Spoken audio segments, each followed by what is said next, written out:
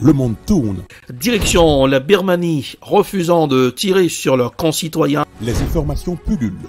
Tout de suite, voici les informations. C'est le moment d'ouvrir la page internationale avec Ealichi Dorelas depuis Boston, Massachusetts. Mesdames, Messieurs, bien le bonsoir. Ravi de vous retrouver aujourd'hui. Bienvenue dans la page internationale, le grand journal du 14h. En direct depuis la newsroom de la capitale des grandes universités du monde, Boston, Massachusetts. Et Ealichi Dorelas pour la présentation. À Jacques Mel pour présenter ce grand journal. Joël François et Smith, Jean-Julien. Robins assure les manœuvres techniques. Bonsoir aux auditeurs de la radio évangélique Hosanna 102.3 FM à Jacques Mel. Les Haïtiens témoignent des traitements inhumains à la frontière du Texas. Ils avaient migré vers l'Amérique latine avec l'espoir d'une vie meilleure avant de mettre le cap vers les États-Unis. Désormais expulsés par centaines du sol américain, les jeunes Haïtiens retrouvent après des années d'exil en pays appauvri qui n'a aucune capacité de les accueillir. Amélie Baron décrypte la situation sur France 24. Chaque jour, plusieurs vols sont prévus entre le Texas et Port-au-Prince où vous vous trouvez. Amélie Baron, bonjour. Vous étiez à l'aéroport récemment. C'est un flot régulier d'Haïtiens contraints donc de revenir dans le pays qu'ils avaient quitté il y a bien des années. Oui, les mêmes scènes se répètent maintenant désormais chaque jour à Port-au-Prince. En moyenne, 120 personnes par avion. Elles descendent de la passerelle et elles sont transportées en bus sous des petites tentes où les autorités migratoires haïtiennes ne peuvent qu'enregistrer leurs arrivées, leur donner un plat chaud et l'équivalent de 80 € pour qu'ils puissent payer du transport pour retrouver leurs proches. Dès qu'ils descendent du bus, c'est la colère qui domine. Ces Haïtiens témoignent tous de terribles conditions et des traitements inhumains qu'ils ont subis dans les centres de rétention au Texas. Ils racontent avoir eu à passer plusieurs jours sans pouvoir se doucher, en dormant à même le béton avec seulement une simple couverture de survie pour se protéger alors que la climatisation était poussée au maximum dans cet endroit. Le renvoi à Port-au-Prince est donc traumatisant pour eux parce qu'ils signent la fin, vous l'avez dit, de leur exil économique. Tous avaient quitté Haïti pour émigrer soit au Brésil ou au Chili à la recherche d'une vie meilleure. Ils ont travaillé plusieurs années en Amérique latine, mais sans avoir de papiers en règle. Et donc, le Chili ayant durci ses politiques migratoires, ils ont tenté leur chance, vendu tout ce qu'ils avaient pour remonter tout le continent vers le nord. C'est un voyage qui prend 1, 2, voire 3 mois, qui leur coûte plusieurs milliers de dollars par personne. Et c'est une des routes migratoires les plus dangereuses au monde. En traversant la jungle entre la Colombie et le Panama, ils sont à la merci des passeurs qui n'hésitent pas à violer les femmes et à tuer ceux qui n'auraient pas de quoi payer les sommes qu'ils demandent. Et donc aujourd'hui, ce retour en Haïti, c'est un cauchemar pour ces jeunes. Beaucoup sont d'ailleurs devenus parents entre-temps, car parmi ces migrants expulsés depuis dimanche vers Haïti par les États-Unis, il y a beaucoup d'enfants de moins de 5 ans. Eux, à l'inverse de leurs parents, possèdent des passeports chiliens ou brésiliens. Et donc, ces familles arrivent sans argent dans un pays qui, depuis leur départ, a plongé encore davantage dans la misère, mais qui est aussi en proie à une insécurité grandissante avec la montée en puissance des gangs. Et un pays, rappelons-le, qui n'a plus de dirigeants légitimes depuis que le président Jovenel Moïse a été assassiné dans sa chambre par un commando armé le 7 juillet. Merci Amélie Baron en direct de Port-au-Prince. Les talibans veulent être invités à s'exprimer devant les Nations Unies. Le ministre des Affaires étrangères du mouvement islamiste armé a demandé à l'ONU à pouvoir obtenir une tribune à l'Assemblée générale des Nations Unies. Voici un reportage signé Euronews. Les talibans veulent entrer par la grande porte de la diplomatie. Le ministre des Affaires étrangères du mouvement islamiste armé a demandé à l'ONU à pouvoir obtenir une tribune à l'Assemblée générale des Nations unies qui se déroule en ce moment à New York. Un comité international doit se pencher sur cette question, mais pour l'instant, les positions sur l'Afghanistan ne sont pas claires. Nous devons poser des questions difficiles et commencer à réfléchir à tirer des leçons. C'est ce que j'ai initié à l'OTAN. Il y a aussi une leçon à apprendre pour l'ensemble de la communauté internationale. L'OTAN était là, mais aussi l'ONU, l'UE, de nombreux pays qui ont fait un effort énorme sur 20 ans. Nous devons tous tirer des leçons de la raison pour laquelle les talibans sont de retour et pourquoi cela s'est terminé en Afghanistan comme cela s'est terminé. Aucun gouvernement n'a officiellement reconnu les talibans comme nouveau gouvernement de l'Afghanistan.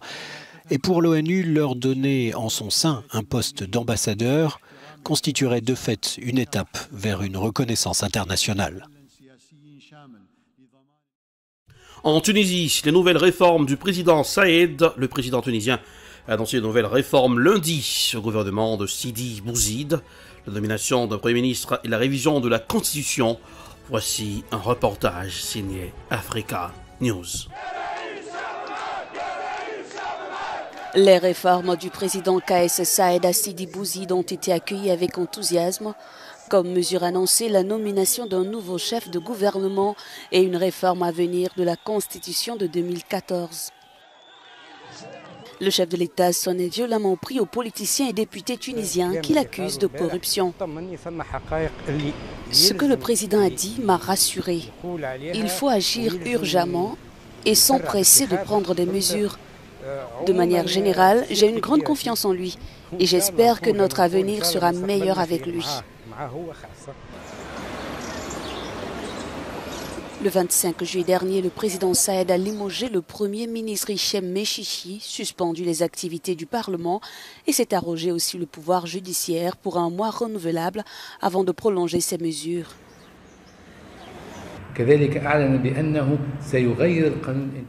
Il a annoncé qu'il allait changer la loi électorale. L'importance de ce changement ne s'arrête pas à la modification des aspects formels, mais le but de ce changement est de réduire le rôle des partis politiques et de s'appuyer sur l'élection d'individus, ce qui donnera un Parlement hétérogène. Pendant que plusieurs voix au sein de la population s'élèvent pour appeler à la dissolution du Parlement, le parti Ennahda, la principale force parlementaire, a critiqué ces annonces, estimant que le maintien en vigueur des mesures d'exception peuvent entraîner le démantèlement de l'État et aggraver la crise économique, financière et sociale. Une confrontation douce à distance entre les présidents américains et chinois. Xi Jinping et Joe Biden ont prononcé successivement leurs discours devant l'Assemblée générale des Nations Unies, mais la confrontation est restée douce. Voici un reportage signé Euronews. Premier échange de points de vue à distance entre les présidents américains et chinois. Xi Jinping et Joe Biden ont prononcé successivement leurs discours devant l'Assemblée générale des Nations Unies, mais la confrontation est restée douce. Dans un message préenregistré, le leader chinois a plaidé pour plus de multilatéralisme. Les différences et les problèmes entre les pays doivent être traités par le dialogue et la coopération sur la base de l'égalité et du respect mutuel. Le succès d'un pays ne signifie pas nécessairement l'échec d'un autre, et le monde est assez grand pour accueillir le développement et le progrès commun de tous les pays. Nous devons poursuivre le dialogue et l'inclusion plutôt que la confrontation et l'exclusion. Quelques heures plus tôt, Joe Biden avait déclaré qu'il n'avait aucune intention de commencer avec la Chine une nouvelle guerre froide. Nous défendrons nos alliés et nos amis et nous nous opposerons aux tentatives des pays plus forts qui dominent les plus faibles, que ce soit par des changements de territoire, par la force, la coercition économique, l'exploitation technique ou la désinformation. Mais nous ne cherchons pas, je le dis encore une fois, nous ne cherchons pas une nouvelle guerre froide ou un monde divisé en blocs rigides. Le dirigeant américain a par ailleurs annoncé que les États-Unis doubleraient leur engagement financier international contre le changement climatique d'ici 2024. Pour finir, direction l'Éthiopie, la rébellion tigrienne refuse un cessez-le-feu. Les États-Unis d'Amérique alertent les protagonistes du conflit dans la région éthiopienne du Tigré et se dotent d'un dispositif permettant d'appliquer des sanctions en cas d'absence de progrès. Mais la rébellion tigréenne et le gouvernement éthiopien campent sur leur position, ne semblent pas être prêts à aller manifestement en négociation. Voici un reportage signé Africa 24.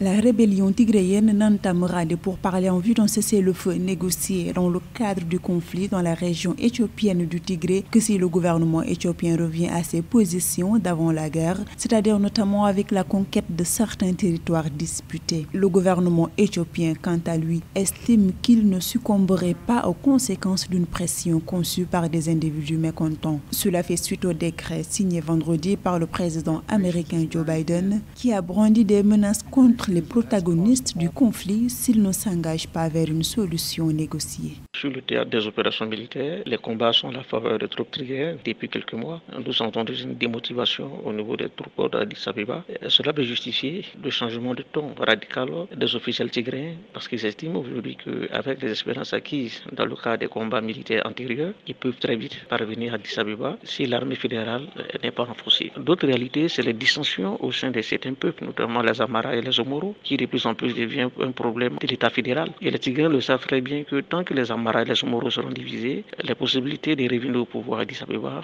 restent tout à fait possibles. Ces organisations ne sont pas prêtes dans le cadre d'un dialogue avec le pouvoir d'Addis Abeba. Le décret américain établit un régime de sanctions pour augmenter la pression sur les belligérants de ce conflit afin qu'ils viennent à la table des négociations et pour que l'Érythrée retire ses troupes. Tout compte fait, les États-Unis n'appliqueraient pas ces mesures dans les médias, mais se doter du cadre pour le faire si nécessaire. La communauté internationale ne peut qu'aller très vite vers un plan de sortie des crises en négociant un accord de paix global. L'accord de paix global va certainement permettre aux troupes tigréennes de se renforcer militairement. Addis Abeba n'a pas besoin d'un accord de paix global.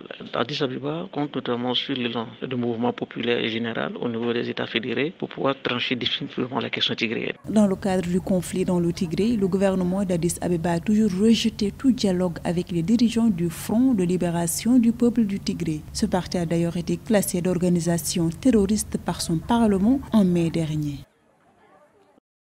C'est la fin de la page internationale au grand journal du 14h. Merci d'avoir suivi. Présentation Erlich Dorelas, production Edprod, réalisation Télébeltop pour le compte de la radio évangélique Ozana 102.3 FM à Jacmel. Fini la saison estivale. Aujourd'hui, c'est le premier jour de l'automne, 22 septembre. Boston, température 78 degrés Fahrenheit, 26 degrés Celsius à Jacmel, 86 degrés Fahrenheit, 30 degrés Celsius. Bonsoir Joël, bonsoir Smith, Jean-Julien, bonsoir Rubans, bonsoir aux auditeurs de la radio évangélique Ozana 102.3 FM à Jacmel. Passez un excellent mercredi accompagné de la radio. Rendez-vous c'est pour demain et n'oubliez pas de garder le sourire, car le sourire ça rajeunit le visage. Bonsoir, à demain. C'était la page internationale avec Erlich Dorelas.